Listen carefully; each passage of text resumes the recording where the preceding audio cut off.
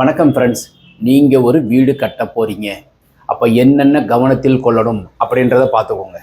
உங்கள் பிளாட்டுக்கு உண்டான அமைப்பு 40க்கு 60 அல்லது 30க்கு 40 ஒரு அளவுன்னு வச்சுக்கோங்க. அப்போ இதுக்கு நீங்கள் அப்ளை பண்ண வேண்டியது கேஜேசி 10 ஃபார்முலா நீங்கள் பயன்படுத்திக்கணும். அப்போ இந்த கேஜேசி 10ங்கிறது என்ன அப்படின்னாக்கா கேங்கிறது குழி பொருத்தம்.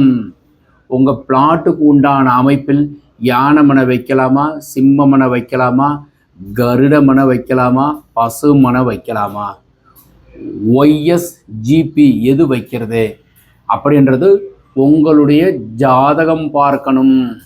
அப்போ ஹஸ்பண்ட் அண்ட் ஒய்ஃப் ஜாதகம் பார்த்து குழி பொருத்தம் பார்த்து சிங்கிறது 4 மூலைகள். ஈசானம் இதுக்கு இப்போ கிழக்குன்னு வச்சுக்கோங்க. வடக்கு ஈசான மூலை, அக்னி மூலை, கன்னி மூலை, வாயு மூலை 4 மூலைகளும். ஐங்கிறது இன்னர் மெஷர்மெண்ட்டும் அவுட்டர் மெஷர்மெண்ட்டும் சரியாக அமைத்து வீடு கட்டணும். ஒவ்வொருத்தவங்களும் வீடு கட்டும்போது இந்த குழி பொருத்தம் கணவன் மனைவி ஜாதகத்திற்குண்டான திசையும் அதற்குண்டான கோவில்களும் போயிட்டு வாங்க.